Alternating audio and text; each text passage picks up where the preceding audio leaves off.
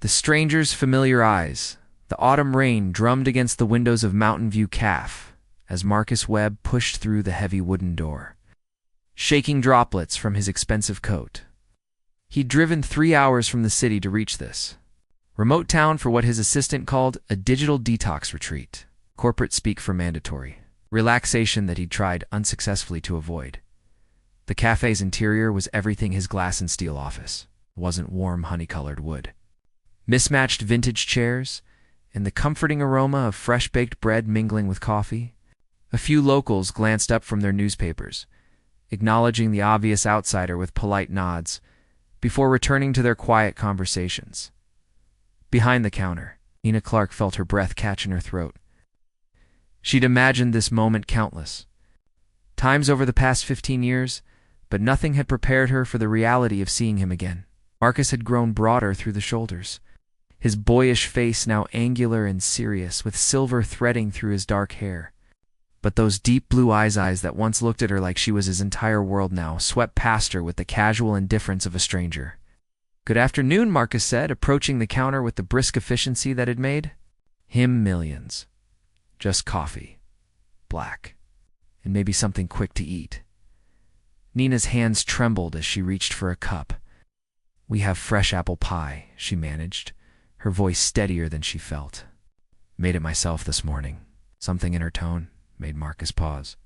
He studied her face with the same analytical precision he used in boardrooms, taking in the soft brown hair pulled back in a simple ponytail, the gentle green eyes, the way she moved with unconscious grace, despite her obvious nervousness. There was something... Have we met before? The question slipped out before he could stop it, surprising them both. Nina's heart hammered against her ribs. I don't think so. Small town, you know.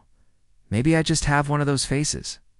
But even as she said it, she was memorizing everything about this moment, the way he tilted his head slightly when puzzled. A gesture so achingly familiar it transported her back to lazy Sunday afternoons when they were 17, lying in the meadow behind her house, planning a future that would never come to pass. Marcus accepted his coffee, their fingers brushing briefly during the exchange. The contact sent an unexpected jolt through him, like static electricity, but warmer, more profound. He found himself reluctant to step away from the counter. "You seem familiar too," he admitted, confusion creeping into his voice. "It's the strangest thing. I have an excellent memory for faces, but I can't place you." "Of course you can't," Nina thought, fighting back tears. "You can't remember anything from before the accident? Maybe you stopped here years ago?" she suggested carefully. "We get travelers sometimes." Marcus shook his head slowly. "No, I've never been to this area before. I'm certain of it." He paused, studying her again with an intensity that made Nina's cheeks flush. "But there's something about your eyes." The words hung between them like a bridge neither knew how to cross. "Hush." Nina busied herself, wiping down the counter, using the mundane task to steady herself. She'd practiced this scenario so many times. What she'd say, how she'd react, but reality was far more complex than her imagination had allowed. "I should let you enjoy your coffee," she said finally, stepping back. "There are some tables by the window if you'd like to sit." Marcus nodded but didn't move immediately. Something about this place, about her, felt like coming home after a long journey to somewhere he'd never been. It was unsettling for a man who prided himself on logic and certainty. As he settled at a corner table, Nina watched him from behind the espresso machine, her heart breaking and mending simultaneously. He was here, alive, successful, everything she'd hoped for during those dark months after the accident. But he was also a stranger wearing the face of her first love. That realization cut deeper than she'd expected. Marcus pulled out his phone, intending to catch up on emails, but found his gaze drawn repeatedly to the woman behind the counter. There was a sadness in her eyes that spoke to something buried deep within him, something that felt important but remained frustratingly out of reach. Neither of them noticed the old photograph tucked behind the cash register, a faded image of two teenagers at a county fair, laughing as they shared cotton candy, their young faces bright with the kind of love that promises forever. Outside, the rain continued to fall, as if the sky itself was weeping for all the years that had been lost. Echoes of yesterday to Helen. Morrison had been expecting this call for 15 years. When her secretary announced that Nina Clark was on the line, Helen felt the familiar weight of old guilt settle across her shoulders like a heavy shawl. Oh. "Nina," she said softly into the phone, closing her office door despite being alone. "How long has it been?" "He's here, Dr. Morrison." Nina's voice was barely above a whisper. "Marcus is in town, and he doesn't recognize me at all." Helen closed her eyes, transported back to that sterile hospital room where a 16-year-old boy had lain unconscious for 3 weeks after the accident. She could still see Nina's face pressed against the observation window, tears streaming down her cheeks as she begged to be let in to see him. "Nina, we discussed this years ago." The retrograde amnesia was severe. Everything from about age 14 onward was gone. "I know." Nina's voice cracked, but I hoped that maybe seeing me might trigger something. Helen remembered those painful weeks all too clearly. Marcus had awakened to find his life erased, no memory of high school, of his first job at the hardware store, of the girl who'd brought him lunch every day and stayed up all night helping him study for college entrance exams. The boy who'd carved M+N forever into the old oak tree behind the school had simply vanished, replaced by a confused teenager who looked at his tearful girlfriend like she was a stranger. His parents made the right decision, Helen said gently, though the words tasted like ash. Moving him to the city, getting him into that private school, it gave him a fresh start. She didn't mention how Nina had called the office every week for 2 years, begging for updates. How the 17-year-old had saved every penny from her part-time job, planning to follow Marcus to whatever college he chose. How she'd finally stopped calling, only after Helen had gently but firmly explained that Marcus was thriving in his new life. That reopening old wounds might damage his recovery. "I know you think I should have moved on," Nina said, her voice gaining strength. "But Dr. Morrison, you didn't see the way he looked at me today." There was ... something. A recognition that went deeper than conscious memory. Helen leaned back in her chair, remembering her final session with Marcus before his family relocated. The 18-year-old had been accepted to MIT, his brilliant mind having recovered its analytical abilities, even if his emotional memories remained locked away. But he'd confessed to feeling incomplete, like part of his soul was missing. "Sometimes I dream about a girl," he'd told Helen during that last session. "Brown hair, green eyes. She's always just out of reach. And when I wake up, I feel this overwhelming sense of loss. Do you think it's someone real?" Helen had lied then, told him it was probably his mind processing the trauma. She'd convinced herself it was for his own good. Damned, perhaps it had been. Marcus had gone on to build an empire, to become everything his restored ambition had driven him toward. But she'd never forgotten the hollow look in his eyes when he'd described those dreams. "Nina," Helen said carefully, "what do you want from me? Tell me about the treatment, about what you did to help him recover." Helen hesitated. Medical ethics demanded confidentiality, but Nina had been there for everything: the accident, the coma, the initial recovery. She'd been 17 and desperately in love, clinging to hope like a lifeline. "We used cognitive reconstruction therapy," Helen explained. "We helped him rebuild his identity from age 14 forward, but we focused on academic and family memories because they were most crucial for his recovery. The emotional memories, the relationships, ... double quotes, were the most severely damaged. But they weren't destroyed?" "Nina, please. I need to know," Helen sighed. "In cases of retrograde amnesia, memories aren't typically destroyed. They're inaccessible. Sometimes environmental cues, emotional triggers, or familiar patterns can create new pathways to old memories. But after 15 years, it's unlikely," Nina finished. "I won't lie to you. Chances are very small.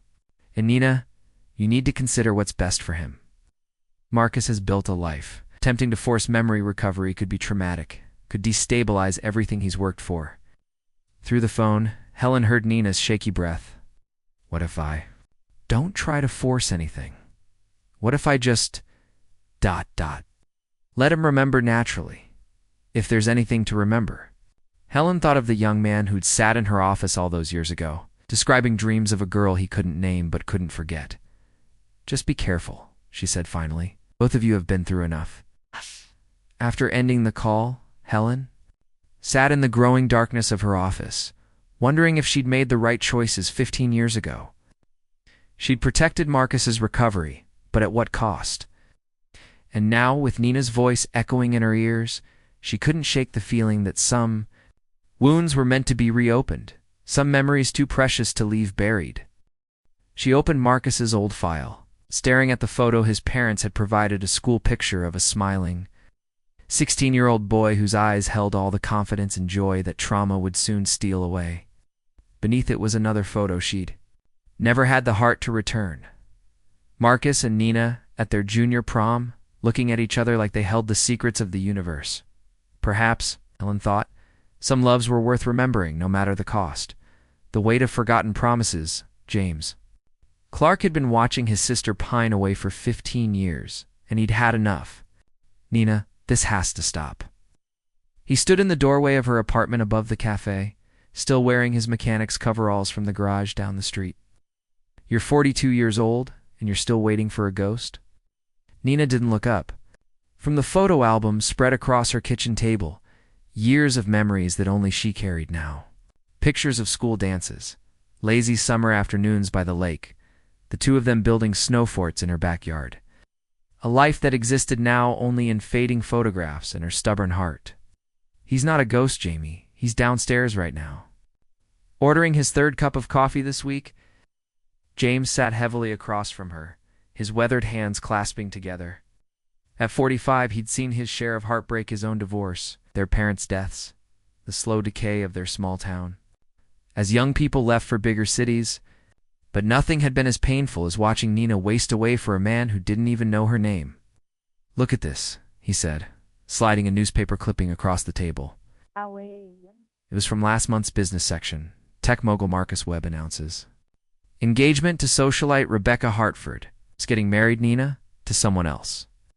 Nina's hand trembled as she picked up the clipping. The woman in the photo was beautiful in a polished, touchable, way blonde hair swept into an elegant chignon.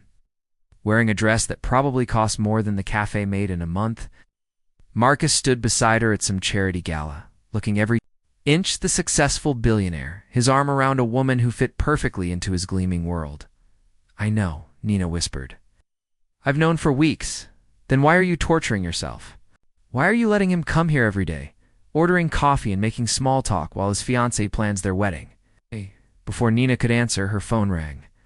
The caller ID showed a number she hadn't seen in over a decade, but one she'd never forgotten.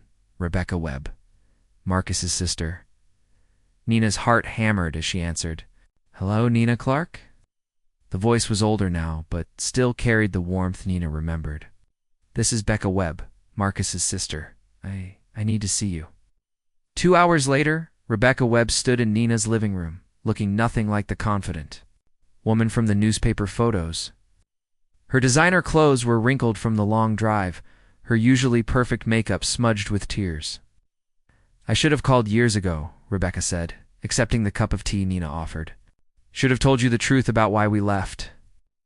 James had made himself scarce, sensing this was a conversation that needed privacy. Nina curled into her father's old armchair, bracing herself for whatever revelation was coming. "The doctors said a clean break would be best," Rebecca continued. "No reminders of his old life, no triggers that might confuse his recovery. But Nina, you have to understand, it wasn't just the medical advice, it was Dad." Nina's breath caught. "Your father. He never thought you were good enough for Marcus. A mechanic's daughter, a girl from a town he considered beneath us." Rebecca's voice was bitter. "When the accident happened, when Marcus couldn't remember, Dad saw it as an opportunity, a chance to give his son the life he thought he deserved." Words hit Nina like physical blows. She'd always wondered why Marcus's family had moved so suddenly, why they'd refused to let her visit him in the new hospital, why her letters had gone unanswered. She'd assumed it was medical necessity, not deliberate cruelty. "We relocated to the city. Dad pulled strings to get Marcus into that exclusive prep school, made sure he was surrounded by the right kind of people. Rebecca wiped her eyes. I was only 14. I didn't understand what it meant at the time, but I've regretted our silence every day since. Why are you telling me this now? Nina's voice was barely audible. Rebecca pulled out her phone, showing Nina a photo. Marcus from just last week, but he looked haunted. Dark circles under his eyes, his usually perfect appearance disheveled. He's been having the dreams again, Rebecca said. Ever since he came to this town, he's been calling me in the middle of the night, talking about a girl with green eyes, about feeling like he's lost something important. His fiancée is worried. Hell, I'm worried. Nina stared at the photo, seeing echoes of the lost, confused boy she'd visited in the hospital all those years ago. Rebecca, I'm not asking you to interfere with his life, Rebecca interrupted. I'm asking you to consider what's best for him. He's successful, yes, but he's never been happy. Not really. What? He goes through the motions of living, but it's like he's sleepwalking through his own life. She reached into her purse and pulled out something that made Nina's heart stop. A small velvet box, worn with age.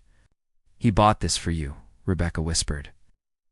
The week before the accident, he was going to propose after graduation.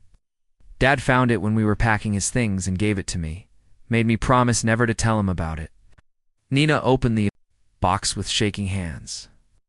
Inside was a simple silver ring with a small diamond, nothing fancy. Just a promise from a 17-year-old boy who worked weekends at the hardware store to save money for the girl he loved. I've carried it for 15 years, Rebecca said. Carried the guilt of what we took from both of you. Can't make those years right, but maybe.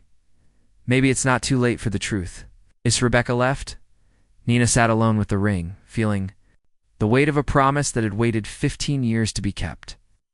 Outside her window, she could see Marcus in the café below, staring out at the mountains with that same lost expression she'd seen in the hospital. For the first time since he'd walked back into her life, Nina began to wonder if love was worth the risk of losing everything all over again.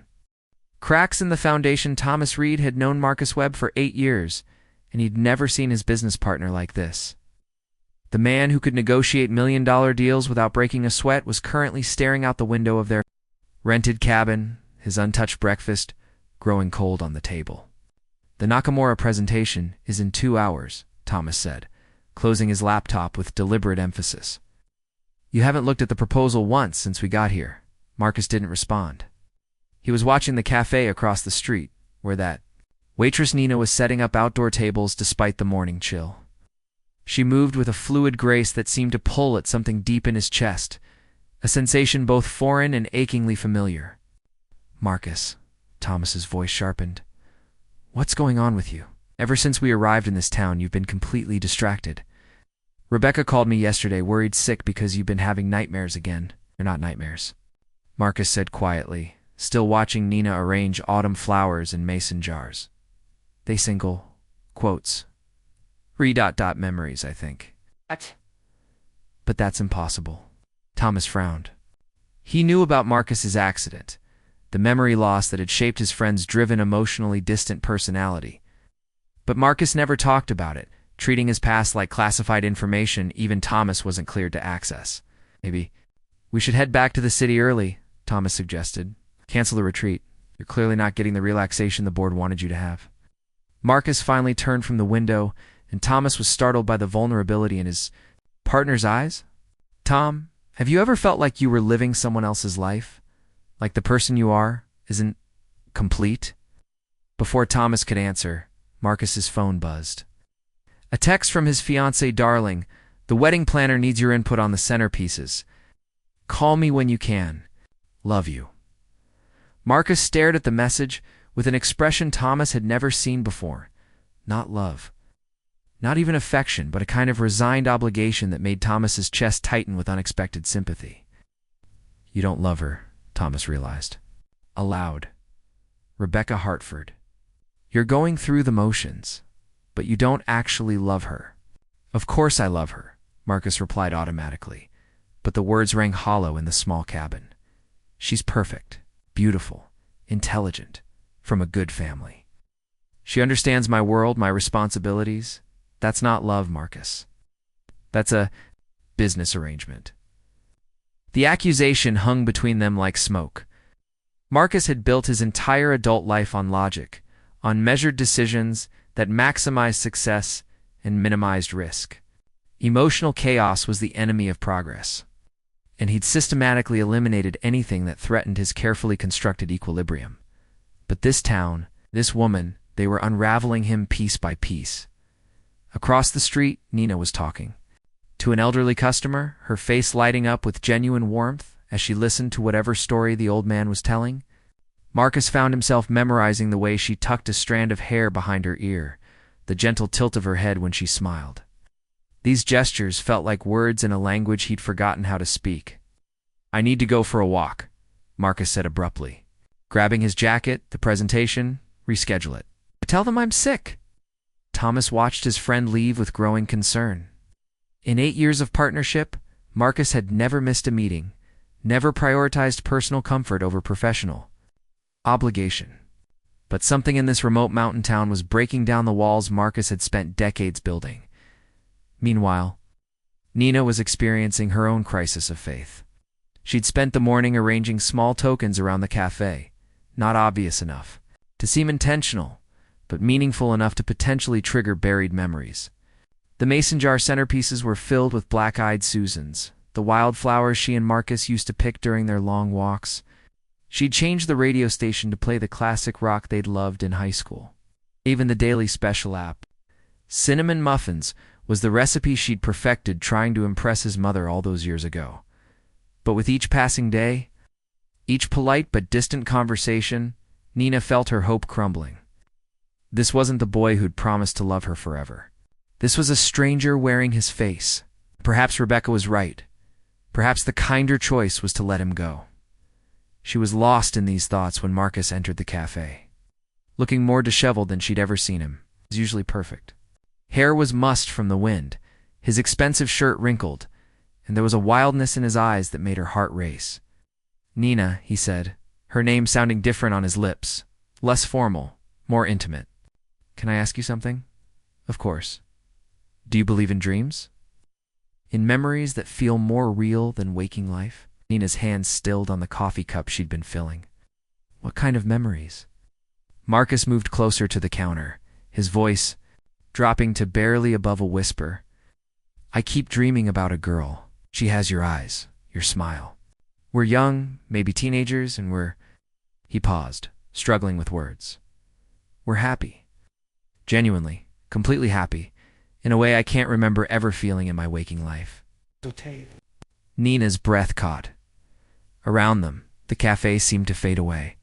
Until there was nothing but his blue eyes, searching hers for answers she was afraid to give. "In the dreams I love her," Marcus continued, "not the careful, measured affection I have for my fiancée, but something wild and consuming and pure. And when I wake up, I feel like I've lost something precious, something that was torn away from me." Nina gripped the counter to keep herself steady. "Marcus, I know it sounds insane. My therapist would probably have me committed. But Nina, when I look at you, I feel that same sense of loss, like I'm remembering something I never knew I'd forgotten." Before Nina could respond, Thomas burst through the cafe door, his face flushed with panic. "Marcus, thank God, Rebecca Hartford is here. She drove up from the city. Apparently you haven't been returning her calls. She's at the cabin, and she's furious." The spell broke. Marcus stepped back from the counter, his professional mask sliding back into place like armor. But Nina caught the flash of anguish in his eyes before he turned away.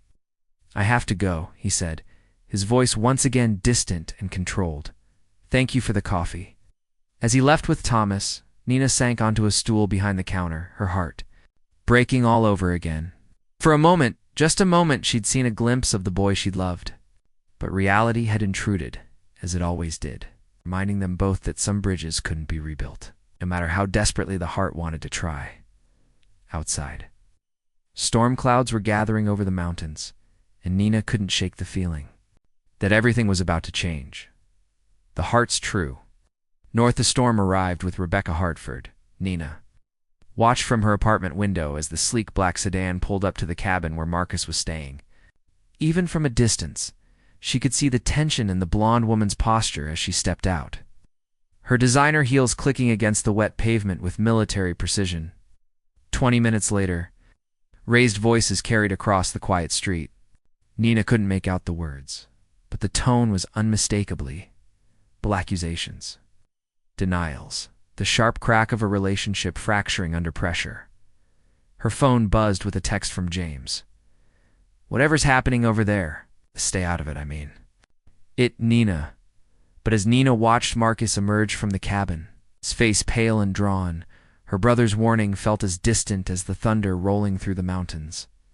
Marcus stood in the rain for several minutes, looking lost in a way that transcended mere confusion, like a man discovering that everything he'd believed about himself was built on lies. When he walked into the café an hour later, and hollow-eyed, Nina knew something fundamental had shifted. "She told me," he said without preamble, taking his usual seat by the window.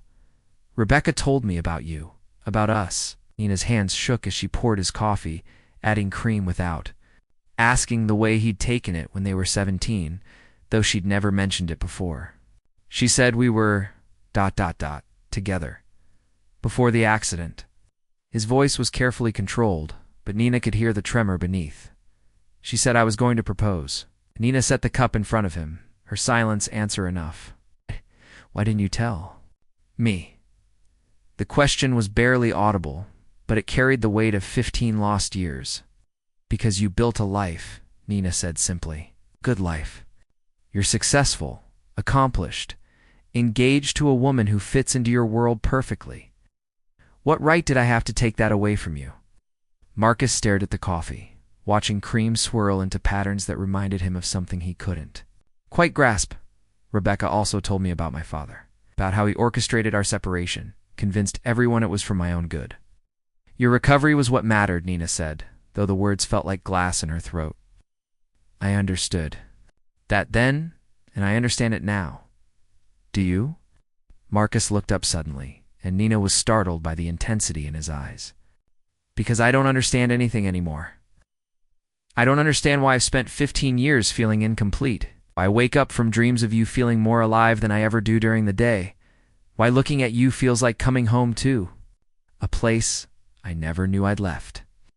Before Nina could respond, Dr. Helen Morrison walked through the cafe door, followed closely by Rebecca Webb and, to Nina's surprise, Thomas Reed.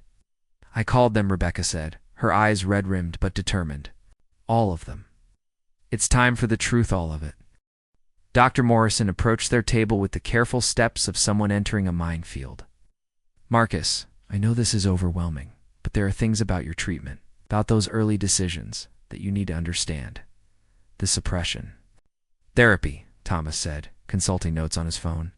"I've been researching since Rebecca filled me in, Dr. Morrison.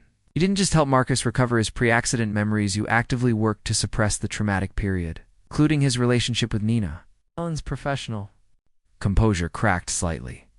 The emotional trauma of losing those memories was causing setbacks in his cognitive recovery. "We made the decision to focus on stable, non-traumatic memories to rebuild his sense of self." "You made the decision to erase me," Nina said quietly. "We thought we were protecting him," Rebecca added, tears flowing freely now. "Dad convinced us that reopening those wounds would destroy his progress. But Marcus, you have to know removing Nina from your life wasn't healing. It was amputation." Marcus sat in stunned silence as the people who'd shaped his recovery painted a picture of deliberate emotional lobotomy disguised as medical necessity. His father's ambition, his family's fears, his doctor's well-meaning but misguided choices, all conspiring to steal away the most important part of who he'd been. "The dreams," he said finally. "They're not dreams, are they? They're memories trying to surface." Dr. Morrison nodded reluctantly. "Suppressed memories don't disappear, Marcus. They find other ways to manifest dreams, emotional responses, physical reactions to familiar stimuli. Your subconscious has been trying to reclaim what we took away, and my engagement." Marcus's voice was hollow. "My carefully constructed life, a monument to our mistakes," Rebecca whispered. "Shh, you chose Rebecca. Hartford because she's everything Dad wanted for you, not because she's what you wanted for yourself." The cafe fell silent except for the rain against the windows and the soft hum of the espresso machine. Nina felt like she was watching Marcus's entire world collapse and rebuild itself in real time. Finally, Marcus stood and walked the old photograph she'd hidden behind the cash register, the faded image of two teenagers at the county fair, their young faces bright with uncomplicated joy. He picked it up with reverent hands, studying faces that were familiar yet strange. "I remember this," he said wonderfully. Not the details, but the feeling. The absolute certainty that nothing else in the world mattered except this moment, this girl, this promise we made to each other. He turned to Nina, holding the photograph like a bridge between his past and present.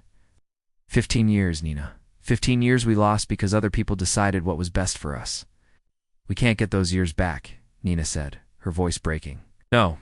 Marcus agreed, moving closer. But we have right now. We have whatever comes next.